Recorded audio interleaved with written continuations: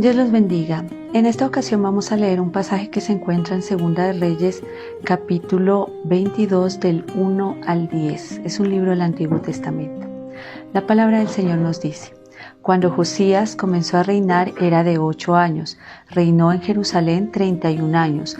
El nombre de su madre fue Jedida, hija de Adaya de Boscat.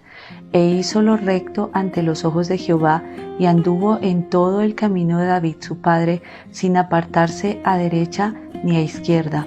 A los 18 años del rey Josías envió al rey Safán, hijo de Azalía, hijo de Mesulam, escriba, a la casa de Jehová, diciendo: Ve al sumo sacerdote Hilcías y dile que recoja el dinero que han traído a la casa de Jehová, que han recogido del pueblo los guardianes de la puerta, que lo pongan en manos de los que hacen la obra, que tienen a su cargo el arreglo de la casa de Jehová, y que lo entreguen a los que hacen la obra de la casa de Jehová para reparar las grietas de la casa, a los carpinteros, maestros y albañiles para comprar madera, piedra de cantería para reparar la casa, que no se les tome cuenta del dinero cuyo manejo se les confiare, porque ellos proceden con honradez.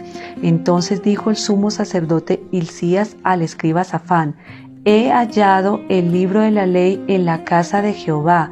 E Hilcías dio el libro a Safán y lo leyó.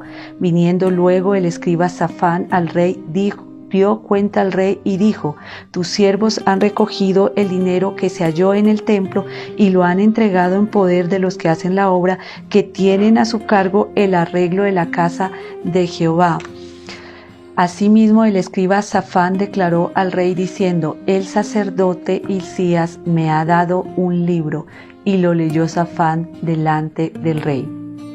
Esta lectura, un poco extensa, nos ilustra algo de lo que pasó cuando Josías, que fue un rey que comenzó a reinar desde los 8 años, había sido hijo de un rey que había sido asesinado por sus propios siervos, había sido víctima de una conspiración y había sido asesinado. En su lugar quedó como rey Josías a la edad de 8 años, siendo él un niño. Aquí nos dice en la lectura que a los 18 años de su reinado, él decidió comenzar a hacer reparaciones al templo, y estando en esta labor de las reparaciones, el sacerdote encontró el libro de la ley. Lo que es extraño es que una de las normas que Dios le había dado al pueblo era que el libro de la ley estuviera junto al arca. En Deuteronomio 31:26 dice: Tomad este libro de la ley, ponedlo al lado del arca del pacto de Jehová vuestro Dios, y esté allí por testigo contra ti. Era una de las órdenes que Dios le había dado a Moisés, que transmitiera al pueblo acerca de dónde debería permanecer el libro de la ley. También en Deuteronomio 17, 19 y 20 nos dice que: y lo tendrá consigo, y leerá en él todos los días de su vida, para que aprenda a temer a Jehová su Dios, para guardar todas las palabras de esta ley y estos estatutos, para ponerlos por obra, para que no se eleve su corazón sobre sus hermanos, ni se aparte el mandamiento a diestra ni a siniestra, a fin de que prolongue sus días en el reino, él y sus hijos en medio de Israel. Estos 2 versículos fueron dados también a Moisés para que los transmitiera al pueblo, pero eran en relación al rey. Era el rey que ellos tuvieran, que tenía que tener el libro de la ley consigo y leerlo todos los días. Y aquí dice que el propósito de esa norma era para que aprendiera a temer a Jehová su Dios, para que guardaras las palabras de la ley y sus estatutos, para ponerlos por obra. Entonces, cuando Josías, en la labor de reconstruir y hacer arreglos al templo, ordena que comiencen con los arreglos y aparece el libro de la ley, pues uno no puede dejar de preguntarse qué pasó, por qué no estaban cumpliendo las leyes, por qué no estaban cumpliendo el mandato de tener el libro dentro del arca y una copia el rey, para poderla leer y poder estar en constante contacto con el Señor y con su ley y poner por obra sus normas. Podríamos decir entonces que prácticamente es como si la ley se hubiera perdido en su propia casa. se perdió en el mismo templo. En Israel había mucha decadencia en ese tiempo, habían pasado muchísimos años donde había un constante caer y levantar de Israel, caían en sus pecados, clamaban, volvían bajo un rey de pronto que tuviera temor de Dios, volvían a los caminos, luego venía otro rey que no tenía el mismo temor y todo el pueblo caía de nuevo en el paganismo y la idolatría. Durante estos años, que fueron bastantes, se supone que se perdió la ley dentro del mismo templo. ¿Y cómo estarían ellos viviendo y cómo estarían ellos tratando de buscar a Dios si no tenían la ley? Josías comenzó muy joven su mandato y dice al comienzo del capítulo que él hizo lo recto delante de Jehová. Cuando Josías encontró este libro, cuando le fue leído este libro, él tuvo mucha tristeza y hubo quebranto en su corazón. Dice que rasgó sus vestiduras, que llamó a los sacerdotes, que llamó a los ancianos, que mandó preguntar a una profeta qué significaba el libro, y a partir de ahí dice que él reunió a todo el pueblo y todos hicieron pacto delante de Dios para comenzar a cumplir la ley. Es decir, Josías tomó una decisión radical en su vida. Dice la palabra de Dios que él barrió a todos los encantadores, adivinos, terafines, todo tipo de ídolos, todo tipo de costumbre pagana. Él desbarató los altares que habían construido para otros dioses dentro del templo. Él mató a los sacerdotes que rendían culto a otros dioses e hizo todo lo recto delante de Dios. Dice la palabra que no hubo antes de él ni después de él otro rey que se convirtiera de la misma manera que lo hizo él. Josías nos enseña acerca de ser radical.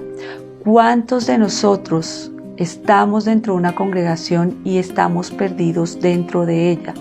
¿Cuántos de nosotros asistimos a una congregación o escuchamos de Dios o creemos conocer a Dios o creemos, valga la redundancia, en Dios y realmente estamos perdidos en nuestros propios caminos, en nuestra propia sabiduría, en nuestra propia rebeldía y en nuestra propia voluntad? Una de las enseñanzas más grandes que podemos nosotros adquirir y aplicar de la vida de Josías fue que él se convirtió realmente de corazón. Él realmente retornó su vida y su corazón a Elohim, a Yahweh, a Dios, con toda su mente, con todas sus fuerzas y con todo su corazón. Y tal fue su convicción en seguir la ley que él hizo que todo el pueblo, que era un pueblo que vivía en constante pecado y constante paganismo, volviera sus caminos, volviera sus corazones a Dios y todos hicieran un pacto donde iban de nuevo a restaurar sus vidas en Dios. Para nosotros como hijos de Dios es una lección de radicalismo, es una lección de diligencia, es una lección de amor a Dios. ¿Cuántos de nosotros asistimos a una congregación, no importa su denominación, por años quizás? ¿Cuántos de nosotros llevamos muchos años dentro de la iglesia? Entramos, salimos y solo escuchamos palabra y no la ponemos en práctica. ¿Cuántos de nosotros nos ocupamos realmente de salir del templo e ir a nuestras casas, leer, abrir la palabra y cerciorarnos por nosotros mismos? ¿Cuántos de nosotros tenemos esa comunión semanal con el Señor? ¿Cuántos de nosotros realmente estamos dentro de la congregación, realmente en el camino? ¿Y cuántos de pronto estamos perdidos? ¿Cuántos de nosotros solo vamos, solo asistimos, solo escuchamos y nos falta parte de esto que Josías tuvo y que fue agradable delante de Dios, y fue que él realmente fue radical? Él vivía en medio de una sociedad pagana, él vivía en medio de una sociedad donde había mucho pecado, pecados graves, grandes, y sin embargo él, siendo tan joven, tomó una decisión radical y guió a todo un pueblo innumerable, un pueblo de muchas personas, y las guió al camino de Dios de nuevo. A veces pensamos que con asistir a la congregación, con asistir a la iglesia es suficiente y sin embargo es como si la palabra no hiciera efecto, cosa que es imposible porque la palabra de Dios dice que jamás vuelve vacía y da fruto al 100%.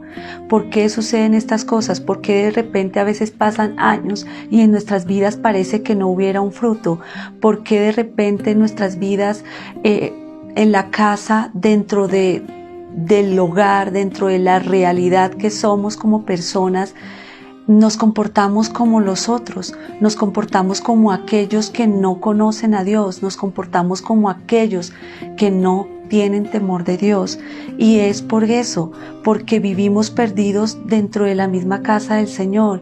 Y vivimos perdidos, ¿por qué? Porque no tenemos la palabra, porque el libro de la ley, porque la palabra de Dios no la tenemos en cuenta, no la valoramos, no la conocemos, no la leemos, porque sencillamente nos hemos acostumbrado a escuchar, acostumbrado a ir, acostumbrado a escuchar, pero nos falta aplicar, nos falta ser radicales, nos falta ser personas decididas, nos falta ser personas que realmente queramos vivir para agradar a Dios.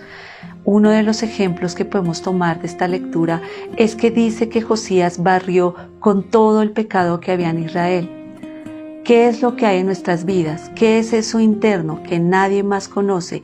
¿Qué es eso que hay en nuestras vidas que nos impide realmente llegar? ¿Qué es lo que tenemos que barrer de nuestros corazones? ¿Cuál es ese ídolo que hay en nuestras vidas? Un ídolo en estos tiempos no necesariamente es una imagen, no necesariamente es un terafín. Un ídolo en estos tiempos es todo aquello que nos quita la atención de Dios, es todo aquello que ocupa el lugar de Dios en nuestras vidas. ¿Cuál es el ídolo que hay levantado en nuestros corazones? ¿Qué es lo que nos impide realmente vivir a plenitud el Evangelio de Cristo? ¿Qué es lo que nos impide a nosotros como hijos de Dios llegar a la plenitud, llegar a la estatura de Cristo, llegar a lo que realmente Dios quiere de nosotros? En mi caso personal, por muchos años yo creí que porque asistía a la iglesia, porque escuchaba la palabra y porque seguía normas, yo estaba bien delante de Dios. Pero no era así, porque realmente yo no conocía a Dios. Yo de oídas había oído de Él y cada 8 días escuchaba una enseñanza y cada 8 días participaba de un culto, de una reunión. Pero no era que salía a hacer lo censurable o que me comportaba como era mi anterior manera de vivir. No, era que simplemente yo no buscaba la palabra. Yo no buscaba lo que está escrito en el libro de la ley para mi vida personal. Era como si no le tuviera estimación suficiente a la palabra porque solo me conformaba con escuchar de otros la revelación que a otros les era dada, mas no para mi vida personal. ¿Cuántos de nosotros de pronto no asistimos por años a una iglesia de la misma manera?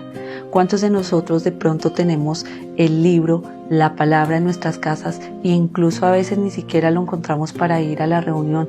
Y como ahora es tan fácil tener una aplicación de la Biblia en nuestros celulares, pues no importa.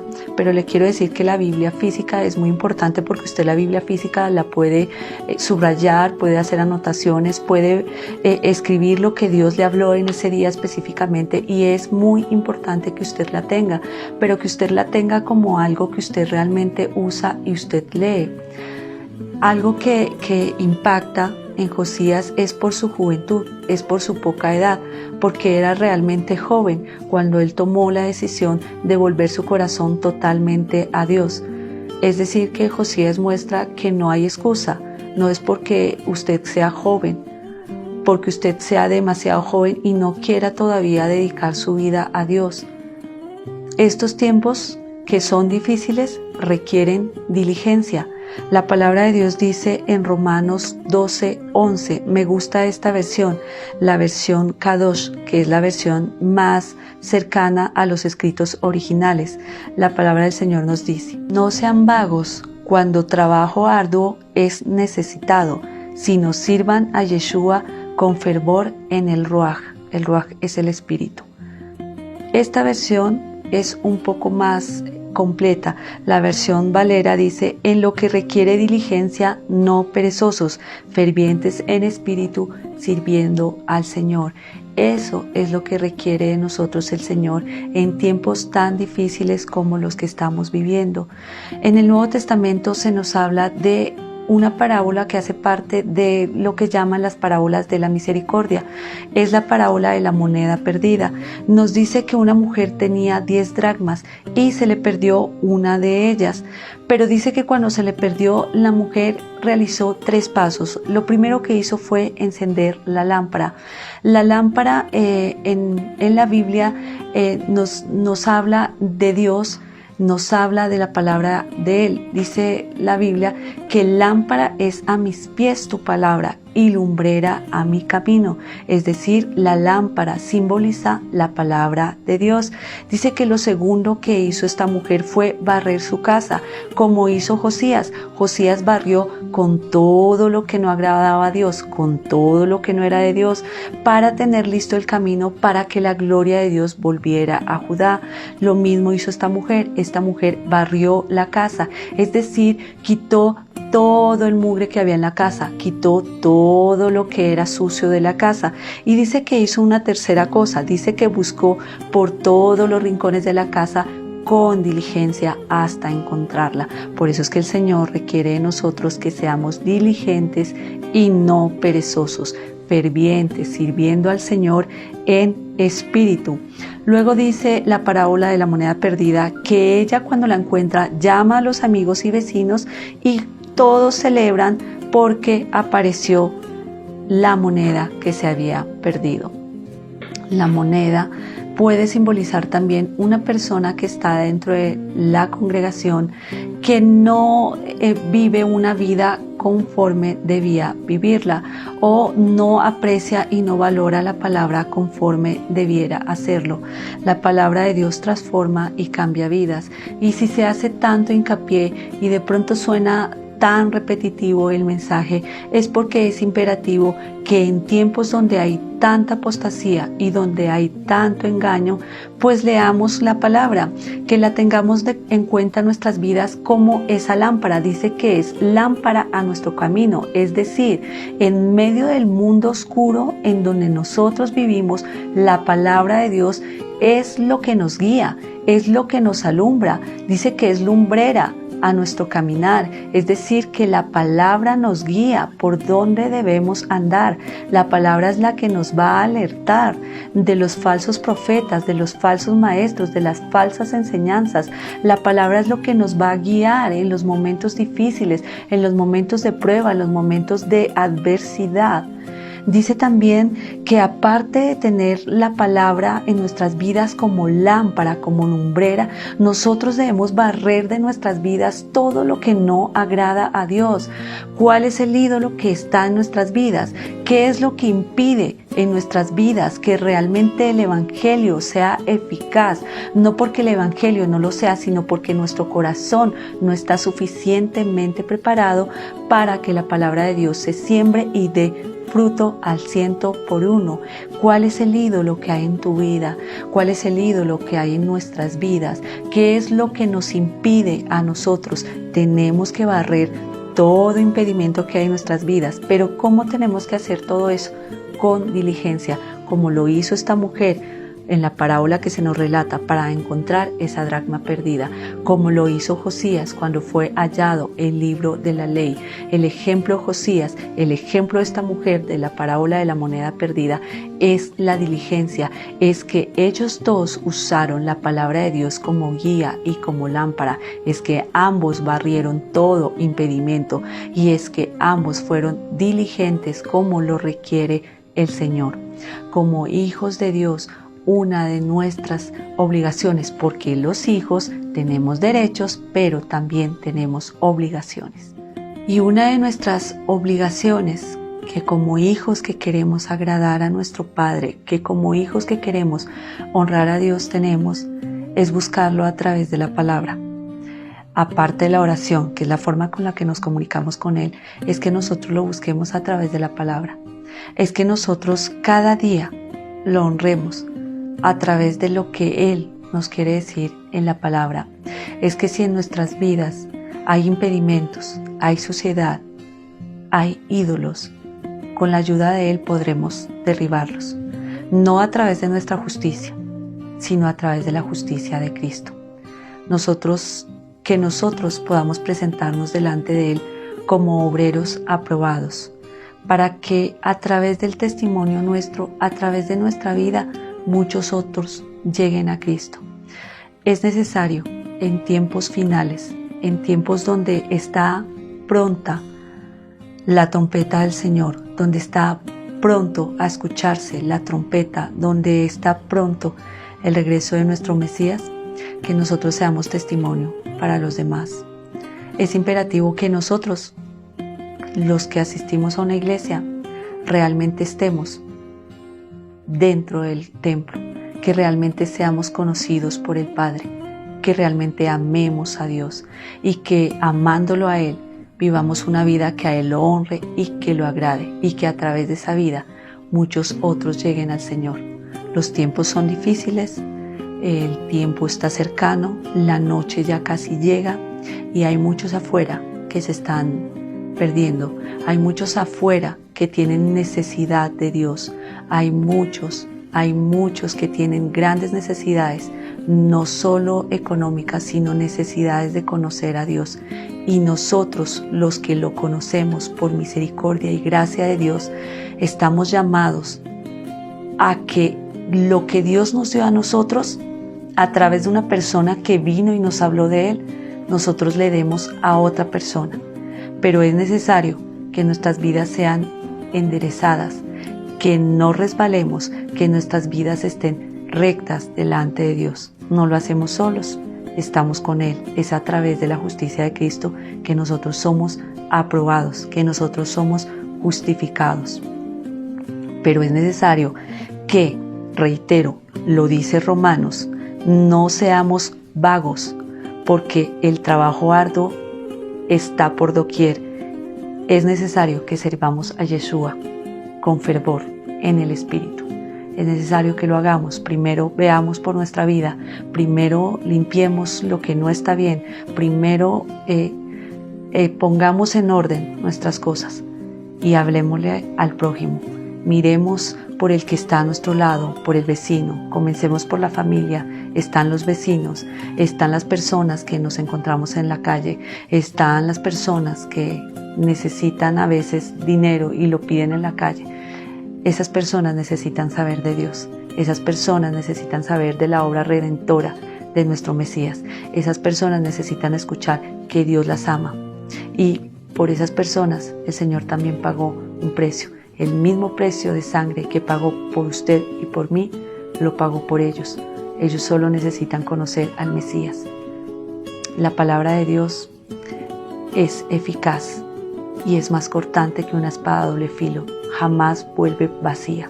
La palabra de Dios debe dar fruto en nuestras vidas, pero para que la palabra de Dios dé fruto en nuestras vidas, nuestro corazón debe estar preparado, nuestro corazón debe estar limpio, sin estorbos, sin mugres, sin ídolos que impidan el paso de Dios en nuestras vidas, para que haya un efecto. Si usted todavía no conoce al Señor, si usted todavía no conoce al Mesías, si usted todavía vive una vida lejos de Dios, es tiempo que nos acerquemos a Él. Es tiempo que usted le dé al Señor su corazón. Él dice en su palabra: dame, hijo mío, tu corazón. Es lo que el Señor quiere de nosotros. Arrepiéntase, vuelva su corazón a Dios, vuelva su corazón a aquel que lo creó y que lo dio todo por usted. Dios los bendiga.